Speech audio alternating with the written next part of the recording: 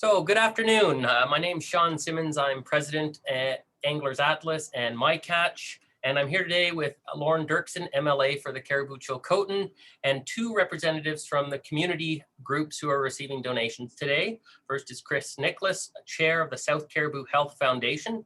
And second is Francis McCoubry from the Outdoor Education Program at Williams Lake Lake City Secondary School. Got that? Let's go with that one, Shawn. Lake City Secondary. That's the one. Okay, so today's ceremony is to pass off a donation from our first annual Shake Off the Blues ice fishing tournament held in northern BC this past winter. As part of this event, half of the proceeds that were raised are being donated to charities in northern British Columbia. So let me take this opportunity to warmly thank all of the participating sponsors this year that have made this event a success and enabled us to donate to charities and organizations across the north. At the end of this video, we will provide a complete list of all these sponsors, and we encourage everyone to take a look at these lists. And next time you're seeking some of the services, please consider them supporting them. Now, in terms of what the event looked like, we had 151 anglers participate, catching 16 different species in 65 water bodies across northern BC for a total of 554 fish. And in addition to fun, we were able to provide the anglers, this information is also used to help fisheries research get a better understanding on the state of our fisheries. So these events play an important role in fisheries science and conservation. So without further ado, I'd like to pass the spotlight over to Lorne Doerkson, MLA for Cariboo Chilcotin. Lorne. Thanks very much, Shawn. Hey, I just want to thank you and Anglers Atlas for bringing this idea to all the MLAs in the north. I think it was an incredible way to have some COVID-friendly fun, I guess, in a pretty challenging time for many of our residents. My only disappointment is that we didn't win first, so I'm a little competitive, but I'm thrilled that we won second, and I'm thrilled that we've got two fantastic charities that we can help today. So I am grateful, Shawn. It was a great idea, and I can't wait till next year. I think there were 6 in total that participated.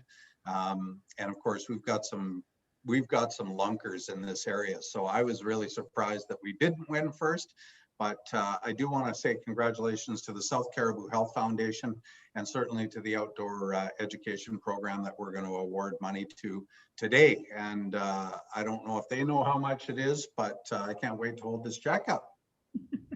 Can I do it now? Yeah, let's do it now. There it is, gang. So that check is going to be split in 2 for you guys. Oh, fantastic. Thank you. So yeah, so that'll be split in 2 for you guys. So it looks like you'll be picking up around $880 each. And I'm hoping that each one of these people will tell us a little bit about their fundraising groups. And yeah, I'm happy that the money's going to stay local and it didn't end up into some other community. So it's great. We're excited to get the money, Shawn, and we're excited to get the big fish. Thank you very much, Lorne. I'll pass it off to Chris Nicholas now and give a bit of an introduction on the South Cariboo Health Foundation. Thank you, Shawn, and thank you, Lorne, for looking out for the foundation. We fantastically appreciate everything that comes our way. The South Cariboo Health Foundation was formed about 17 years ago or so, and it was formed in regards to funding that kind of escaped our community. It went in, if it went into IH, it went all over the district, and a lot of people who donated wanted the money to stay local.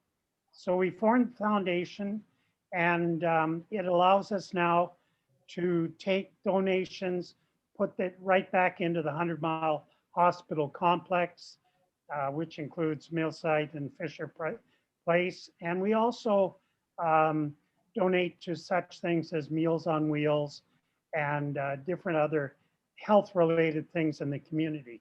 To date, we've donated close to $4 million, and it's gone to such things as a revamping of the emergency rooms.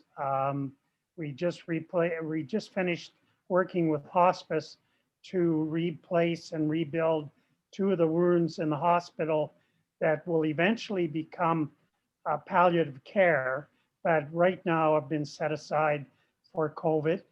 So the funding, it just, it never ends because hospitals' needs always are there. Equipment wears out. We try to make sure that we can furnish the hospital, the doctors, and nurses with the most up-to-date equipment that IH may or may not replace. They have a limit on what they can do. We also work with the Cariboo-Chilcotin Regional Hospital District on certain projects where they provide 40% funding and we provide 60%. So the money will go to a good cause for sure. Thank you very much for that, Chris. Yeah, super. And I'd also like to introduce Frances McCoubry. She runs the outdoor education program at Lake City Secondary School in Williams Lake. Frances. Thank you so much. So first, I do want to say thank you to Lorne for this fabulous donation and to Jenny Huffman for recommending us. So I teach a grade 7 class at Kolomitsa, and there's actually 2 grade 7 outdoor ed classes. Martin Cruz is the other teacher. And it's a program that's been going for about 7 years now. It was started by Kim Zale a few years ago.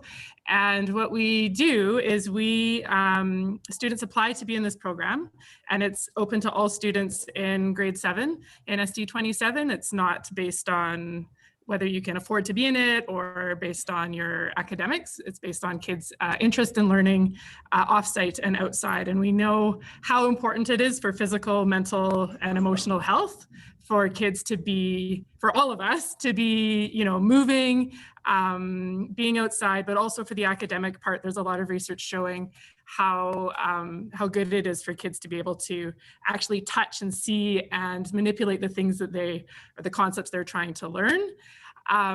So for us to do that in our program, we do need a lot of funding on top of what a regular public school class receives. And so both Martin and I spend a lot of time fundraising. So this is a huge donation if we think about our budget. And so I'll be able to spend this money. I've got plans for it. One of the trips that we do each year, which probably won't happen this year because of COVID, but we do a backpacking trip, a 4-day backpacking trip on Potato Mountain or Chunos Ched. So that's in between Tatlaco and Chilco Lake out west. And it's a fabulous place. It's tidal land. It's like alpine. There isn't fishing up at the top, but it is in an area of the world that's got amazing fish. I'm sure you guys will know about that at Chilco Lake. And for that trip, we do need very specific gear that most kids don't have. So we can use this money to buy grade 7 size backpacking backpacks and backpacking tents, which run between $120 to $240 for a backpack, and tents can be up into the $600 range, although I usually buy the cheaper ones, which are around $250 to $350. And without that gear, it's just miserable for the kids because the gear they bring is not comfortable. So yeah, this is something that we'll be using for years to come. So I'm super grateful. Thank you so much. Thank you, Frances. I don't know, Lorne, if you had any final words you wanted to add in? Or I do. I'm so grateful for these people that do this work in our community, Shawn. And I'm grateful for the effort that Bev and Jenny in our offices in Hunter Valley and Williams Lake put in. But I got to say, I toured some of the facilities that Chris spoke about on Christmas Eve. You know, they do an incredible work of providing services and care for our seniors. And Frances, your program, I got to say, it sounds amazing. I love the Potato Mountains, and I think it's beautiful up there. So I hope the kids really enjoy it. But again, Shawn, I'm grateful to you too. So I'm grateful for everybody here, and I'm glad that we are passing out some money today. I'm very excited about that. Thanks, Shawn. Yeah, thank you very much, Lorne. And thank you both, Chris and Frances. It's a real pleasure to meet you, Frances, and Chris, to reconnect with you. And till next time and next year, tight lines. You bet. Lines for sure. Thank you so much.